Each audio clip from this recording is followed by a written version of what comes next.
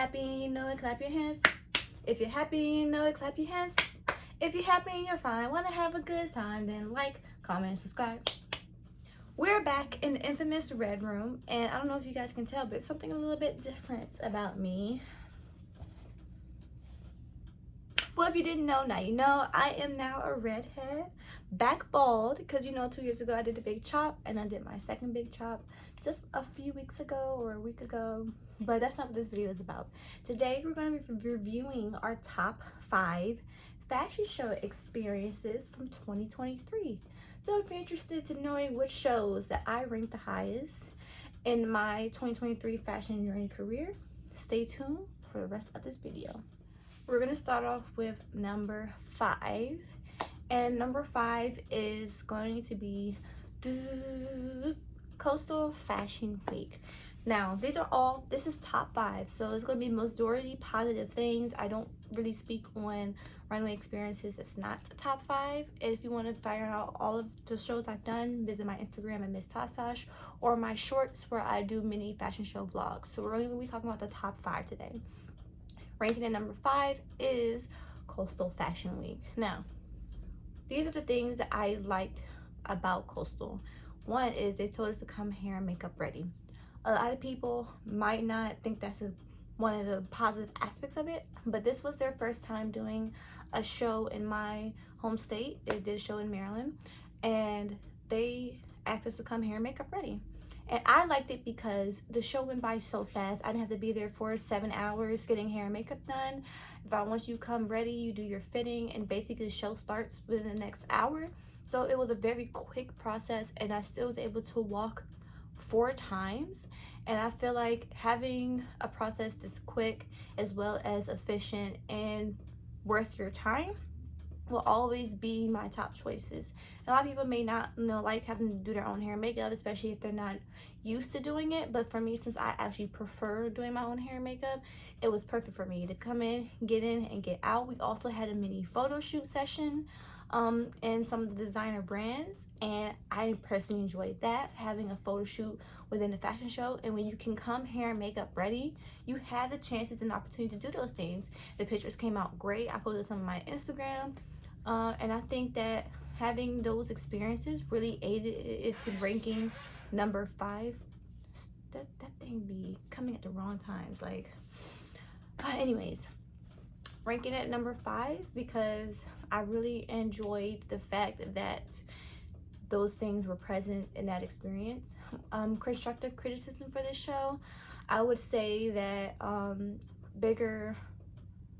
I guess I would like a bigger crowd. I think the energy was just very, subpar because there weren't that many people there. I think they could have done better on the venue.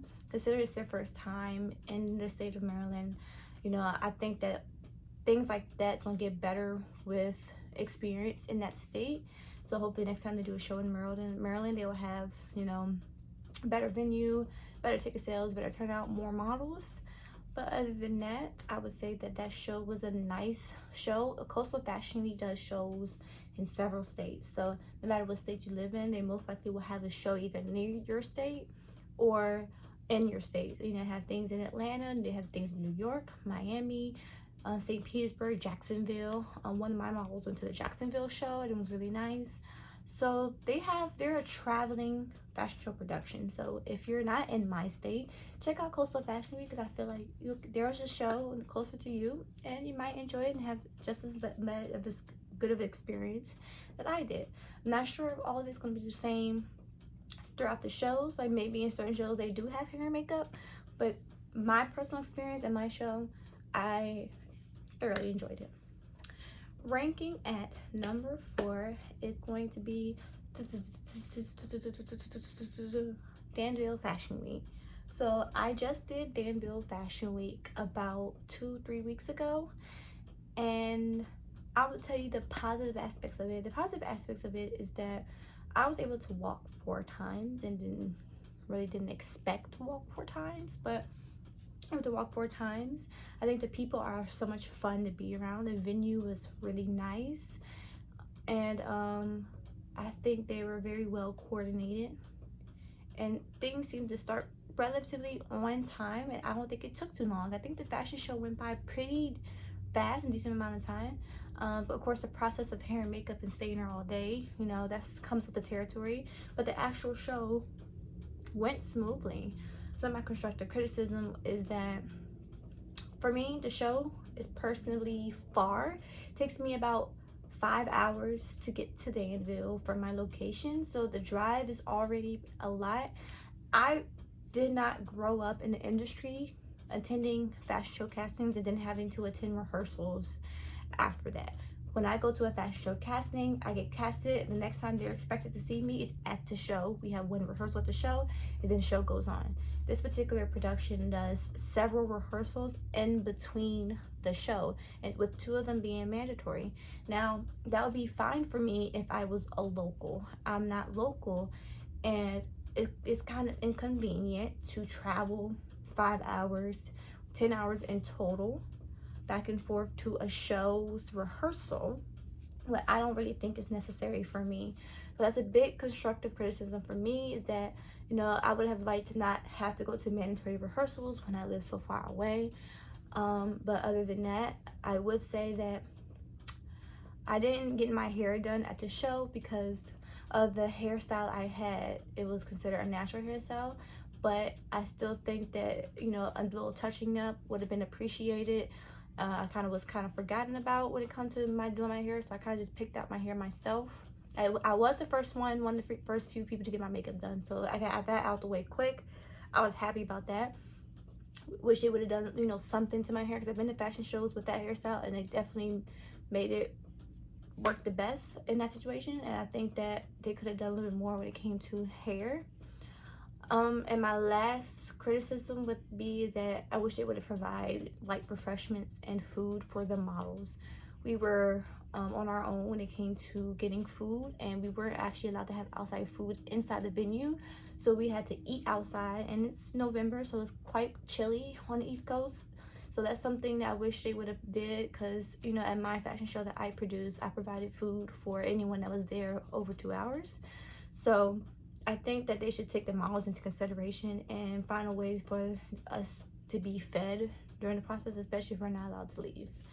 So that's another constructive criticism. Other than that, great job, Danville Fashion Week, and you're doing big things. Ranking at number 3. How you do drum roll? Foster Beauty Fashion Show. Now, a lot of people might think this is, you know, unexpected, but I actually just really enjoyed my experience with Foster Beauty Fashion Show. I only had one walk, but all the models had one walk, so it's very fair. The designers picked their models prior to, which I thought was really cool. We actually auditioned in front of the designers, and the designers got a chance to pick their models right then and there. So everyone was guaranteed a walk, even if we had one walk. The venue was beautiful. The walk was so creative, and it was a figure 8. I'd never done anything like that before, so I thought the overall just ambiance of it was very dramatic and cool. They did provide food for the models. I didn't get a chance to eat though, because unfortunately I had to go back to the hair chair twice, because the hair team that did my hair the first time completely fried my hair and it did not look good. So I couldn't eat because I had to get my hair done twice. But that was a bummer for me, but I do appreciate that they provided food for the models, and that's always a big check in my book. The show again went by pretty decent time. It wasn't too long, wasn't too short. The time experience for hair and makeup was decent. I was one of the first people to be in hair and makeup, so it was, you know, a really nice experience with the show. And it was still kind of far, but 3.5 hours is not as far. It's doable. And I did, you know, get a hotel room for the night, so it was, actually I didn't get the hotel room for the night. I got a hotel room for Danville, but not for Foster Beauty, which is in Norfolk, close to Virginia Beach area, which is a bit closer. But other than that, constructive criticism is that you know, putting people with the right hairstylists for their ethnic group. I think the main thing, the issue was getting my hair done there. It was that these people, as talented as they are, wasn't diverse with ethnic hair. So, you know, just being aware of that when you're pairing models with makeup artists and hairstylists is, you know, really evaluating their work. Are they versatile? Are they, you know, able to do the job that you're asking them to do? But other than that, completely enjoyed Foster Beauty. Probably definitely would do it again. Yeah. Number 2. SU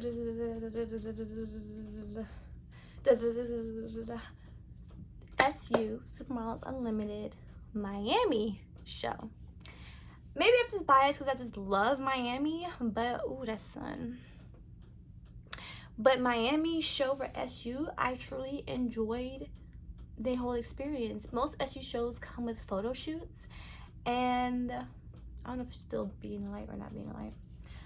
Most of SU's runway shows come with photo shoots, and I had a 3-look shoot during my SU experience, which was the day before, and then no, it was the day after the show. The show was first, but I had like 4 walks. I felt really like it was worth my time. Granted that I don't feel that way all the time with SU shows, but for SU Miami, I had an amazing time. I loved everything I wore. I got to keep everything I wore. So that's one thing I like about SU shows, is that you get to keep all the outfits that you wear most of the time, and they make for great photo shoot outfits the next time around, like interview outfits. Like, it's just amazing to be able to keep the outfits when it comes to those type of fashion shows, and the photo shoot pictures always come out fantastic. And I just love Miami. Like, man, Miami's one of my favorite cities to be in. So the Miami SU show, truly love my experience. Like I said, every show is different, but the Miami show was definitely it. Constructive criticism for this particular show only. Constructive criticism. Honestly, I just feel like some shows tend to go over, and I think this show definitely went over. Most of the shows go over, so time was really something, you know, they have to learn how to incorporate when it comes to time management for the shows. They have a lot to do with the fact that they have a lot of young kids in their show. And one show that I've done in the past, they had a kids show separately from the adult show, and I think they should incorporate that. I know it's more money to do 2 shows, but I think some people will appreciate, you know, the different levels of ages in shows, but I personally would like it to be separated. Other than that, I really enjoyed it. My hair looked great, my makeup looked great, my outfits was great. I looked great in my outfits. Photos just came out bomb. So number 2, SU Miami takes that. My number 1 show from this year, I'm counting it as a show because it was during Miami Swim Week, is Vizcaya swimwear show. Like, you guys, even though it was a competition, they had a show for their swimsuits, and it was just something. Maybe because it's in Miami again, I don't know. I think I'm always gonna rank my Miami shows higher because the ambiance, like, baby, you cannot beat the ambiance of a Miami show. But the Miami show, first of all, the swimsuits, I loved the swimsuits that they had. And even though it was a competition and fashion show, it was just so much fun. Like, I never been on a runway in the middle of a pool. The runway was in the middle of a pool. Like, that is so cool to me. Like come on now. And it was my first time doing a runway barefoot. Like, the whole experience was just so crazy, and I think that whole weekend I just had the time of my life. But I really don't have much critiques except for the fact it was hot as crap in Miami, but that's just Miami. And I think I put it number 1 is because I had no critiques. Like, the show was just so much fun to do. Like, I had the time of my life at that show. Only thing is, it was hot and the show started a bit late because there was a little bit of rain, and I think there was a bit of a production issue. But hey, that's showbiz. Definitely the Vizcaya swimwear show. Miami Swim Week. Loved it. Enjoyed my entire experience with that show. And yeah. Alright everyone, that was my top 5 fashion shows of 2023. I hope you guys enjoyed the video. Stay tuned for my top 5 competitions of 2023. You don't want to miss that. It will be coming soon to a phone or a TV or a computer near you.